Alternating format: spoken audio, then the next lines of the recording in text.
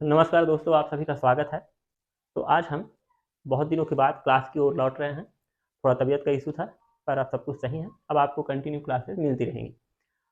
तो कुछ भी चीज़ या समस्या का समाधान करने में जुट जाने से पहले समस्या क्या है उसे समझ लेना ज़्यादा बेहतर होता है, क्योंकि इससे जो समस्या है वो काफ़ी आसान हो जाती है।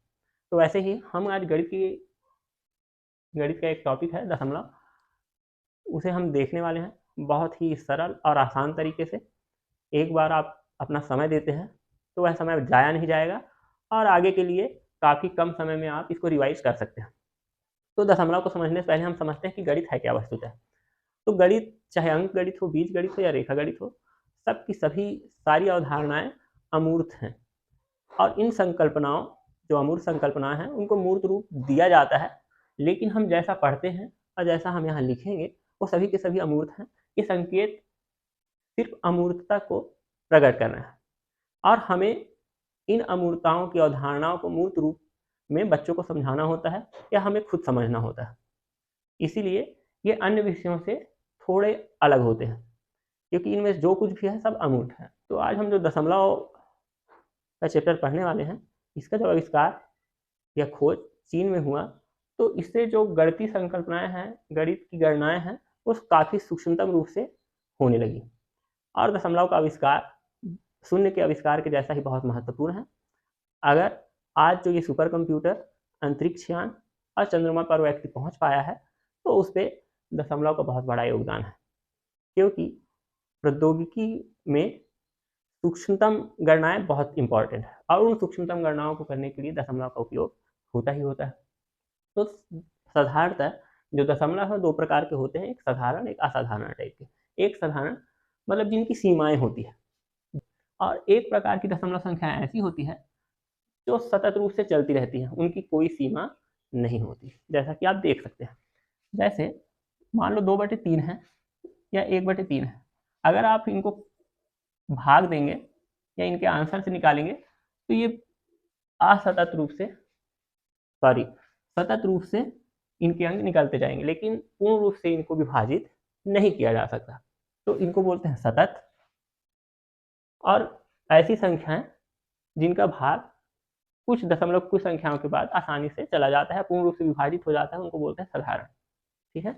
तो आज हम ऐसे ही दशमलव संख्याओं को भिन्न में और भिन्न वाली संख्याओं को दशमलव में बदलना सीखेंगे, और दशमलव के जोड़, गुणा, भाग या घटाव कैसे होते हैं उन पे भी एक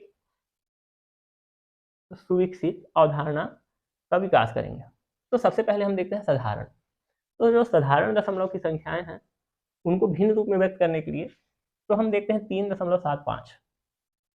अगर इसको हमको भिन्न में बदलना हो तो हमको सिर्फ ये देखना होगा कि दशमलव के बाद कितनी संख्याएं हैं। तो हम यहाँ देखते हैं कि दशमलव के बाद कितनी संख्या है, 2। तो जब हम इसको भिन्न रूप में बदलेंगे तो दशमलव के बाद 2 संख्याएं हैं, तो एक के बाद उतनी ही शून्य हम लगा देते हैं हर में। वैसे ही 2.16 अर्थात कितनी संख्या, दशमलव के बाद 2 संख्या है तो एक के बाद 2 शून्य होंगे। ये साधारण क्वेश्चन है। आगे हम समझेंगे कि 0.005 दशमलव के बाद 3 संख्याएं हैं, तो किसी भी संख्या से पहले जब शून्य होता है तो उसका कोई मतलब नहीं होता। इसको 5 लिखेंगे और कितनी संख्या है दशमलव के बाद 3, तो 3 शून्य लगा देंगे। तो इस तरीके से इसको हम आसानी से हल कर सकते हैं। दशमलव के बाद जितनी संख्या है एक के बाद उतनी ही शून्य हर में लगा देंगे। इतना सब कुछ तो समझ में आ गया होगा। बस वैसे ही अगर ऐसे ही भिन्न दिए हुए हैं तो उसको दशमलव में कैसे परिवर्तित करेंगे। ये 729 है और उसके बटे में 1,00,000 दिया हुआ है, मतलब 5 शून्य है। तो हम देखेंगे कि नीचे कितने शून्य हैं, 1 2 3 4 5। तो 5 संख्याओं के पहले दशमलव लगाएंगे, तो 9 2 7 3 ही हुए, तो 7 2 9। कितने शून्य है, 5, 1 शून्य 1 शून्य, यहाँ दशमलव लगा देंगे, ये होगा आंसर। 3 शून्य है, 3 संख्याओं के बाद दशमलव लगा देंगे, 4 3 9 4, ये हो गया। जस्ट उसका उल्टा है, 1 शून्य है तो 2 6.3, ये उसका उत्तर होगा। ठीक है। तो ये काफ़ी आसान है। जो दिक्कत होती है और प्रश्न में जैसे पूछे जाते हैं वो ऐसे होते हैं, या तो सतत होंगे जिनमें एक निश्चित क्रम में संख्याओं की आवृत्ति होती है, दशमलव के बाद किन्हीं संख्याओं की आवृत्ति लगातार होते रहती है, उसको सतत बोलते हैं। इसमें भी दो प्रकार हैं। हम पहले सिंपल वाले क्वेश्चन को हम देख लेते हैं। तो पहला है सतत, तो हम देखते हैं 0.4747474747 आप हल करते जाएंगे वो बढ़ते जाएगा, वैसे ही है 0.666666, लेकिन इसको ऐसे लिखा नहीं जा सकता। तो जब किसी भी चीज की आवृत्ति बार बार होती है तो जिस संख्या की आवृत्ति बार बार होती है उसके ऊपर बार लगा दिया जाता है। जैसे 0.47, इसके बाद फिर 47, फिर 47 और फिर 47। तो हम देख रहे हैं कि 4 और 7 जो है उसकी बार बार आवृत्ति हो रही है, तो उसके ऊपर बार चिन्ह लगा देते हैं, अर्थात उसी संख्या के ऊपर एक खड़ी रेखा खींच देते हैं जिसको बोलते हैं बार। क्या बोलते हैं? बार। तो इसको हम ऐसे लिख सकते हैं। इसका तात्पर्य ये है कि ये ऐसी संख्या है, अर्थात 4747 लगातार उसकी आवृत्ति हो रही है। तो अगर ये संख्या है तो इसको हम भिन्न के रूप में कैसे बदलेंगे? तो हम जितनी संख्याओं के ऊपर बार है दशमलव के बाद उतने ही 9 उसके हर में लिख देंगे। तो कितने हैं? 47। दशमलव के पहले कोई संख्या नहीं है, शून्य है, तो दशमलव के बाद दो संख्याएं हैं 47 और उसके दोनों के ऊपर क्या लगा हुआ है? बार। तो उतने ही हम बटे में क्या लिख देंगे? 9 लिख देंगे। दो संख्याओं में बार है तो 2। दूसरे क्वेश्चन में हम देखते हैं 0.6, 6 की बार बार पुनरावृत्ति हो रही तो हम बार लगा देंगे, अर्थात इसका मतलब है कि ये 6 उसकी आवृत्ति लगातार हो रही है। तो इसको हम भिन्न में कैसे बदलेंगे? तो दशमलव के बाद एक संख्या के ऊपर बार लगा हुआ है तो क्या होगा? 6, एक संख्या के ऊपर बार है तो 1 9 लिख देंगे हर में। ठीक है। दूसरी संख्या हम देखते हैं 0.239, फिर 239 इसकी पुनरावृत्ति होती है। तो 3 संख्याओं की पुनरावृत्ति लगातार हो रही है या पुनरावृत्ति हो रही है। ठीक है। तो कितनी संख्याओं के ऊपर बार है? 3। तो हम लिखेंगे 2 3 9, 3 संख्याओं के ऊपर बार है तो 3 9 हम उसके हर में लिखेंगे। तो ये हो जाएगा आंसर। इस तरीके से हम काफ़ी आसानी से ऐसे प्रश्नों को हल कर सकते हैं। लेकिन अब जो आगे आने वाले क्वेश्चन हैं वो थोड़े अलग होंगे, थोड़े कठिन होंगे, हम उसको देखते हैं। ठीक है। जब तक आप इसको नोट डाउन कर लीजिए। तो हमने देखा सतत दशमलव, जिसके बारे में हमने चर्चा कर लिया है कि 0.474747 अगर 4 7 की बार बार आवृत्ति हो रही है तो बार बार ना लिख करके जिस संख्या की आवृत्ति हो रही है उसके ऊपर बार लगा देते हैं। और जब हमें इसको भिन्न में बदलना होता है तो हम क्या करते हैं कि दशमलव के बाद जितनी संख्या के ऊपर बार है उतने ही हम क्या लिख देते हैं? 9 उसके बटे में लिख देते हैं, उसके हर के रूप में लिख देते हैं। तो इसको भिन्न रूप में ऐसे लिखा जा सकता है।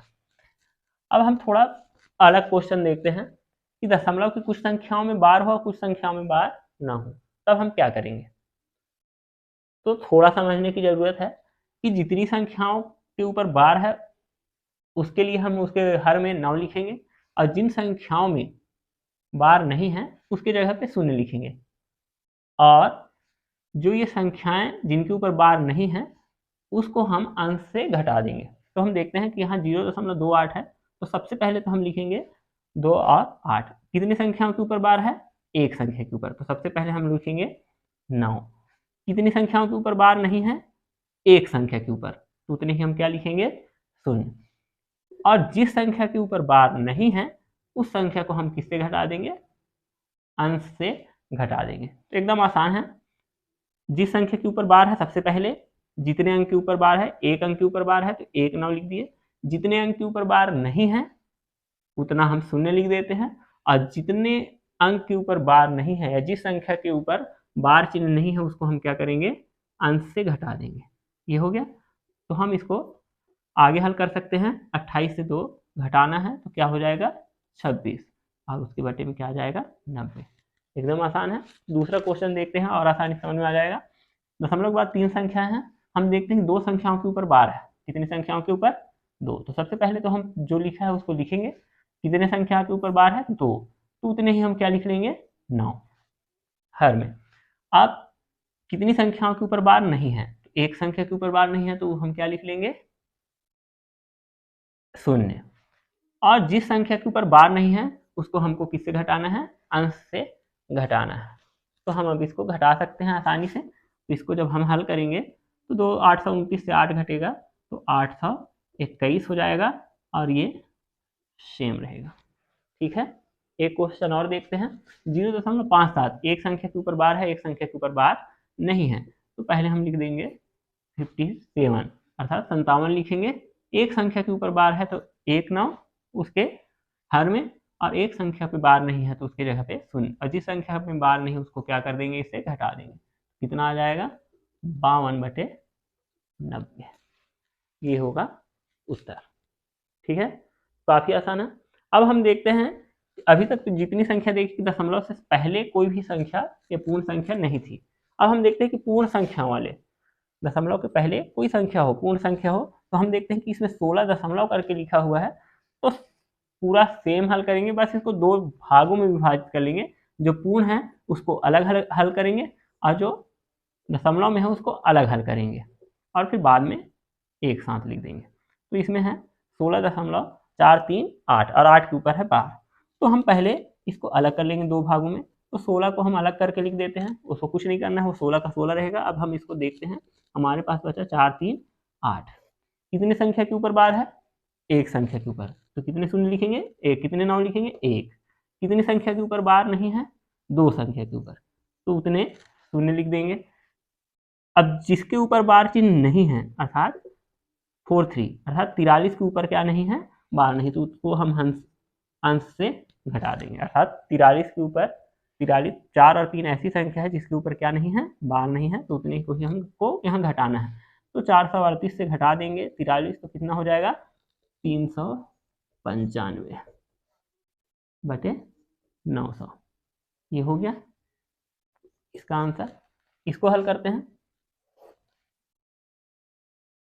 ऐसे ही है कि 227 दशमलव के इस तरफ है पूर्ण रूप से, तो उसको हम इधर अलग से लिख देंगे 227। अब ये 395/900 है, और ये जो 16 सही बचा हुआ है हमारे पास, उसको हम यहाँ लिख सकते हैं 16 सही 395/900।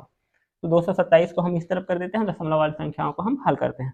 तो हम देखते हैं कि दोनों दशमलव वाली जो संख्या है 7 4, उन दोनों के ऊपर क्या लगा हुआ है, बार लगा हुआ है। तो इसको हल करने के लिए हम एकदम इजी है, तो हम लिखेंगे 7 4, जितनी संख्याओं के ऊपर बार होता है उतने ही क्या लगा देते हैं, 9। तो ये इतना निकल करके आएगा, और 227 हमारे पास सही है, तो हम इसको ऐसे लिख सकते हैं 227 सही 74/99, ये उसका आंसर होगा। तो इस तरीके से हम दशमलव सभी संख्याओं को भिन्न में और भिन्न की संख्याओं को दशमलव में बदल सकते हैं। तो